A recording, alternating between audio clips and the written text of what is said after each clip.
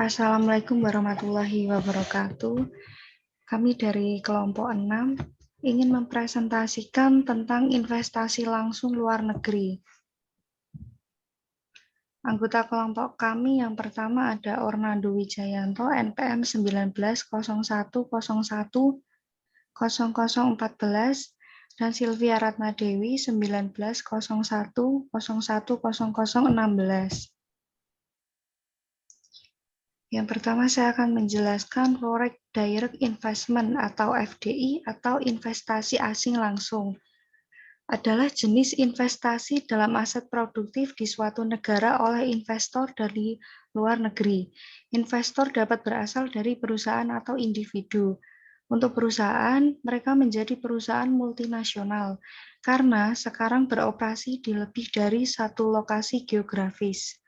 Investasi asing langsung adalah aspek pendorong dalam integrasi ekonomi internasional.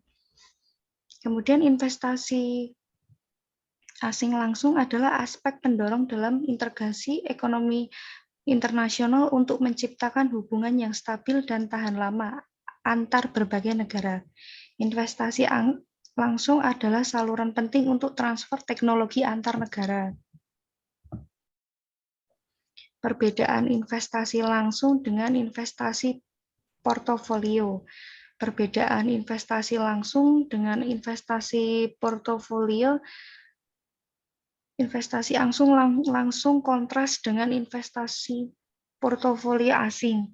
Untuk investasi portofolio, investor hanya mengincar surat berharga perusahaan di negara asing, baik dalam bentuk saham, obligasi, atau jenis efek lainnya. Kemudian investasi portofolio tidak langsung, itu tidak melibatkan pembangunan aset seperti pendirian pabrik, itu dengan cepat mengalir keluar ketika kondisi perekonomian negara tuan rumah memburuk atau ketika pasar internasional membaik. Oleh karena itu, investasi portofolio sering kita sebut sebagai uang panas atau hot money.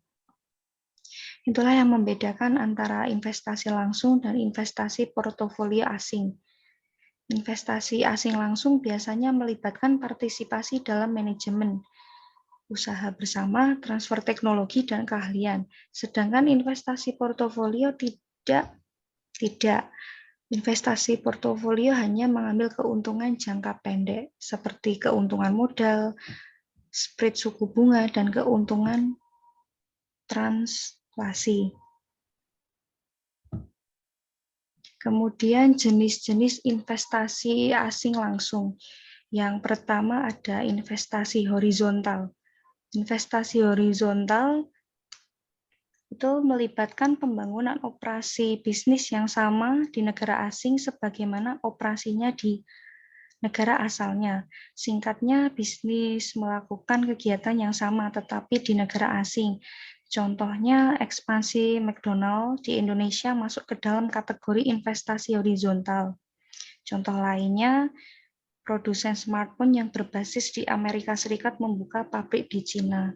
Kemudian ada investasi vertikal, dalam hal ini investasi ini tingkat rantai pasokan yang berbeda dari negara asal, bisa jadi tingkat hulu maupun hilir. Dengan kata lain, kegiatan ini masih dalam satu rantai pemasok dengan operasi perusahaan di negara asal. Sebagai contohnya, perusahaan manufaktur di Amerika Serikat mengakuisisi saham pemasok suku cadang atau bahan baku di Eropa. Contoh lainnya, McDonald mengakuisisi peternakan skala besar di Indonesia untuk memproduksi daging untuk restoran mereka. Yang ketiga ada investasi konglomerat. Jenis ini melibatkan investasi dalam bisnis yang tidak terkait dengan bisnis perusahaan induk. Karena investor masuk industri di mana mereka tidak memiliki pengalaman sebelumnya. Seringkali investasi konglomerat biasanya mengambil bentuk usaha patungan dengan perusahaan asing yang sudah beroperasi. Strategi investasi konglomerat lebih berisiko dibandingkan dengan investasi horizontal maupun vertikal. Perusahaan membutuhkan mengatasi dua hambatan sekaligus agar dapat bersaing, memasuki negara asing dan memasuki industri atau pasar baru. Yang terakhir ada investasi platform. Dalam investasi platform, perusahaan berekspansi ke negara asing, tetapi output dari operasi asing diekspor ke negara ketiga. Investasi ini umumnya terjadi di lokasi berbiaya rendah di dalam area perdagangan bebas. Kemudian bisa dilanjut dengan Mas Orlando. Kemudian bagaimana investor asing melakukan investasinya di luar negeri? Itu dapat mengambil beberapa metode berikut. Yang pertama, membentuk usaha patungan dengan perusahaan asing. Yang kedua, membentuk anak perusahaan di negara asing.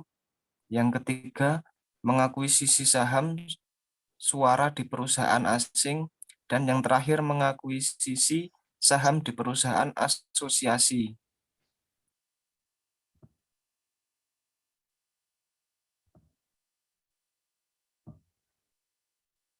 Kemudian keuntungan investasi asing langsung menawarkan keuntungan tidak hanya bagi investor tetapi juga negara tujuan.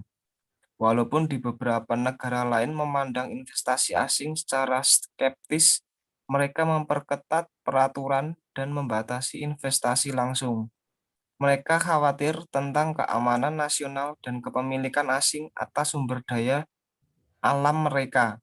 Yang lain takut akan konsekuensi dari kemungkinan pengambilan perusahaan teknologi. Kemudian keuntungan dan manfaat investasi asing langsung. Yang pertama adalah diversifikasi pasar. Investasi membantu investor mengeksplorasi pasar baru dan memperluas pasar ke luar negeri. Ini penting ketika pasar di negara asal telah mencapai fase matang dengan peluang tumbuh rendah. Kemudian ada insentif pajak. Pemerintah di negara tuan rumah biasanya memberikan sejumlah insentif seperti pajak dengan tujuan untuk menarik modal asing. Oleh karena itu, investor akan membayar pajak lebih rendah dibandingkan dengan negara asal mereka. Ini pada akhirnya meningkatkan profitabilitas. Yang selanjutnya, akses ke tenaga kerja dan sumber bahan baku yang lebih murah. Di negara-negara berkembang, biaya tenaga kerja dan bahan baku relatif murah.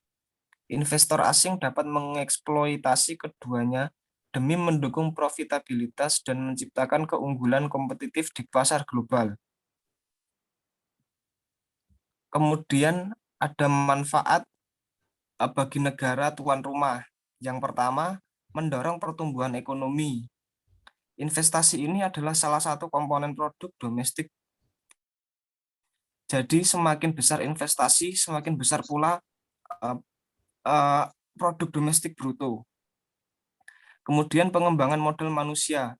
Pelatihan yang lebih baik untuk pekerja lokal akan mengarah pada peningkatan sumber daya manusia.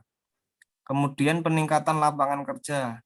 Investasi menciptakan pekerjaan baru, meningkatkan permintaan terhadap tenaga kerja dan mengurangi jumlah pengangguran. Kemudian akses ke ahlian, keterampilan, dan teknologi. Transfer teknologi dan pengetahuan dapat membantu sebuah negara untuk mendiversifikasi ekonomi dan mengurangi ketergantungan terhadap produk primer. Kemudian mengatasi kesenjangan tabungan domestik. Investasi memungkinkan ada lebih banyak modal pekerja untuk digunakan dalam produksi. Kemudian manfaat yang selanjutnya menumbuhkan kapasitas ekspor. Negara tuan rumah dapat membuka luas investasi asing langsung untuk sektor ekspor yang strategis dan sektor terkait. Yang terakhir, lebih banyak persaingan. Yang dimaksud di sini adalah kehadiran perusahaan asing meningkatkan persaingan di pasar lokal. Persaingan yang lebih ketat dapat mengarah pada akses ke produk yang lebih murah dan lebih bervariasi. Selain itu, persaingan juga memacu inovasi. Kemudian kerugian investasi asing langsung. Yang pertama ada ketimpangan. Dalam artian elit yang kuat mungkin yang mendapat manfaat besar investasi asing itu tidak mengalir secara adil kepada masyarakat banyak. Dan kerugian yang kedua adalah perampasan tanah dan praktik eksploitatif. Investor mungkin mengeksploitasi sumber daya manusia dan sumber daya alam lainnya secara berlebihan. Mereka mungkin membayar tenaga kerja lebih rendah, mendeforestasi hutan untuk mendirikan pabrik, dan membuang limbah berbahaya ke lingkungan. Kemudian efek penciptaan lapangan kerja yang terbatas. Perusahaan asing mungkin membawa manajer dan spesialis mereka sendiri daripada mempekerjakan pekerja lokal. Kemudian penutupan bisnis lokal. Masuknya perusahaan besar asing dapat mengakibatkan bisnis lokal bangkrut karena daya saing yang lebih terbatas. Yang terakhir, repatriasi keuntungan. Perusahaan asing mungkin tidak akan menginvestasikan kembali keuntungan di negara tuan rumah, tetapi mengirimkannya ke negara asal. Hal ini menyebabkan arus modal keluar yang besar bagi negara tuan rumah. Cara negara menarik investasi asing langsung. Yang pertama, menawarkan pajak perusahaan yang rendah. Yang kedua, memberikan fasilitas non-pajak. Yang ketiga, mendorong pasar tenaga kerja fleksibel dan peningkatan keterampilan pekerja. Yang keempat, pembuatan zona ekonomi khusus. Dan yang terakhir adalah investasi dalam infrastruktur kritis. Ya, terima kasih. Sekian presentasi dari kelompok kami. Kurang lebihnya mohon maaf. Wassalamualaikum warahmatullahi wabarakatuh.